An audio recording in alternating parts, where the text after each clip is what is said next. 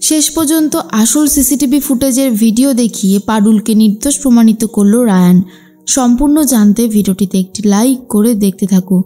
গল্পে শুরুতেই দেখা যায় পারুলকে নিয়ে একটা বড়সড় ষড়যন্ত্র করেছে টগর, শিরিন আর রায়ানের মা।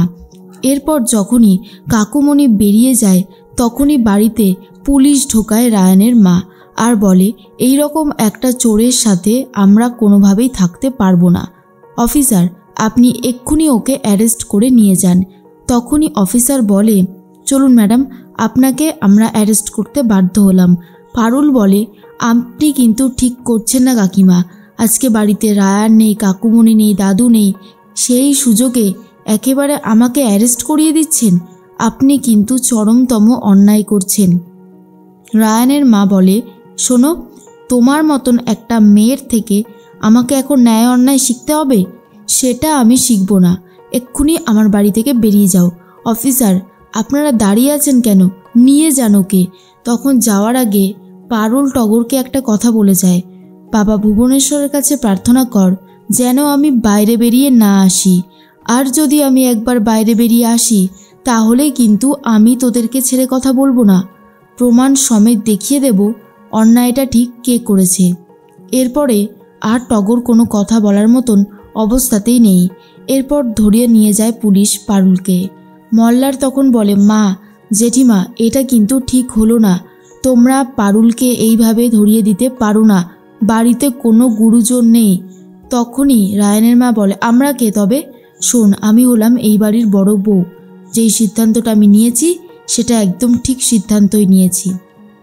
এর মধ্যেই অফিসারকে বারবার করে পারুল একটা কথাই বলতে থাকে, স্যার আমি কোনো অপরাধ করিনি, আমি নির্দোষ। কিন্তু অফিসার কোনো কথা পাত্তাই দিতে চায় না আর বলে আপনার বাড়ির লোকই আপনাকে ধরিয়ে দিয়েছে আর তদন্ত তো পরে হবে। আজকের রাতটা আপনি জেলে কাটাবেন আর কালকে আপনাকে নিয়ে যাওয়া হবে সোজা কোর্টে।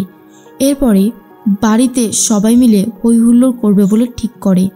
অন্যদিকে দেখা যায় মল্লার ফোন করেছে কাকুমণিকে আর বলে বাবা, একটা সর্বনাশ হয়ে গেছে। পারুলকে থানায় ধরে নিয়ে গেছে, গ্রেফতার করেছে অফিসার। তখনই কাকুমণি তো অবাক হয়ে যায় আর বলে কি বলছিসটা কি, কে করলো এই কাজটা? তখন বলে দেয় জেঠিমণি করেছে।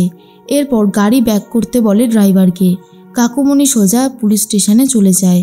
অফিসারকে বলে পারুলকে ছেড়ে দেওয়ার জন্য, কিন্তু অফিসার বলে কেসটা তো আপনি করেননি, যে আপনি বললে আমি ছেড়ে দেব। কেন আমি ছাড়বো? আমি ছাড়তে পারবো না।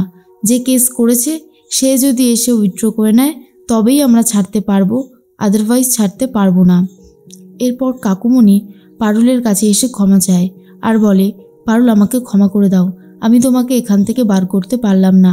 পারুল বলে কাকুমণি আপনি কেন এত ভাবছেন? আপনি তো অন্যায় করেননি। যে বা যারা আমাকে ফাঁসানোর জন্য এত বড় ষড়যন্ত্র করেছে শাস্তি তো তারা পাবে। আমি তাদেরকে এমন শাস্তি দেব যে তারা ভাবতেও পারছে না। চিন্তা করবেন না। এইদিকে কোনোভাবেই আর কোনো কিছু করা গেল না। বাড়িতে শিরিন, টগর, রায়ানের মা, কাকিমা সবাই মিলে হইহুল্লোড় শুরু করেছে, নাচ গান করতে থাকে। টগর রয়েছে সেখানে।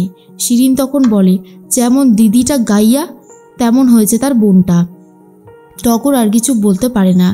এর মধ্যেই মল্লার এসে গেছে আর বলে শিরিন, তুই এসব কি করছিস? বাড়ির বউ এখন জেলে রয়েছে আর তুই এখন এইসব হইহুল্লোড় মস্তি করছিস? এক্ষুনি এই বাড়ি থেকে বেরিয়ে যা। রায়ানের মা বলে এই তোর এত বড় সাহস, তুই শিরিনকে অপমান করিস? এই সব আমার আনন্দের জন্য হচ্ছে আর বেশ হয়েছে, এগুলো হবেই হবে।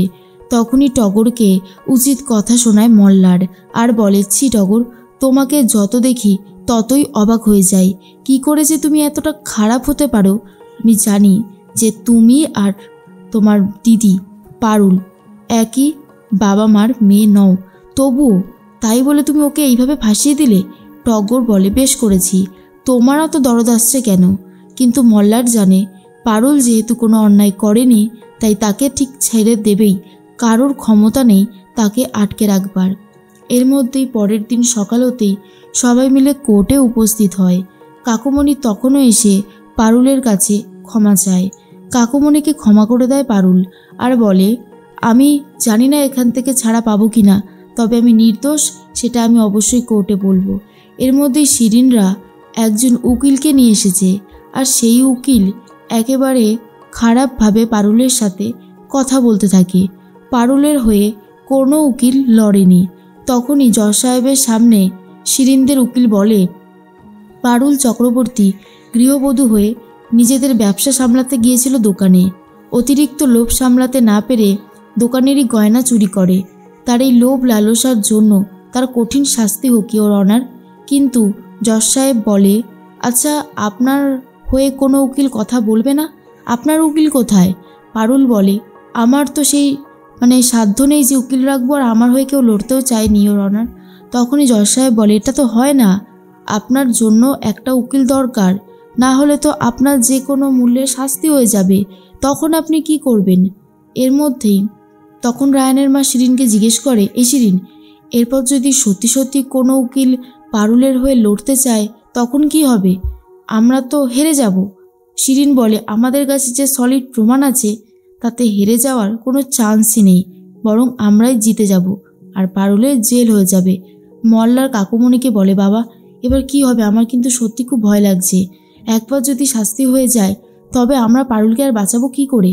কাকুমণি বলে, জানি না, তবে আমার মনে হয় না পারুল এত সহজে ফেসে যাবে, কারণ ও কোনো অন্যায় করেনি। তরিতা সবাই মিলে খুবই চিন্তা করতে থাকে। এর মধ্যেই যে ভিডিওটা দেখানো হয় সেই ভিডিওটাতে যদিও স্পষ্ট দেখা যায় পারুল গয়নাটা চুরি করে নিজের ব্যাগের মধ্যে রাখছে, কিন্তু এটা তো মোটেও সত্যি নয়। পারুল চিৎকার করে করে জজ সাহেবকে সেই কথাটাই বলতে থাকে। কিন্তু জজ সাহেব বলে, যদি আপনার হয়ে কোনো উকিল না লড়ে আমি কোনোভাবেই এইভাবে বিচার করতে পারবো না। ঠিক তখনই চলে এসেছে রায়ান। রায়ান এসে বলে, কে বলেছে পারুল তোর হয়ে কোনো উকিল লড়বে না? রায়ান থাকতে তোর শাস্তি হয়ে যাবে এমনি এমনি? সেটা কখনো হতে পারে?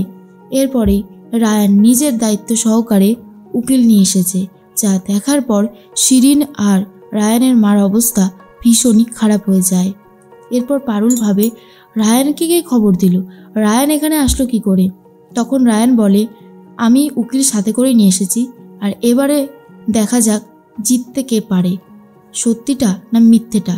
এরপর পারুল আর রায়ান দুজন মিলে সিসিটিভি ফুটেজটা দেখায়, আর সেখানে আর্টিফিশিয়াল ইন্টেলিজেন্সের সাহায্যে যেই ভিডিওটা বানানো হয়েছে সেটা রায়ান পুরোপুরি দেখিয়ে দেয় যে নকল, আর আসল যেই ভিডিওটা সেটা দেখিয়ে প্রমাণ করে দেয় পারুল নির্দোষ।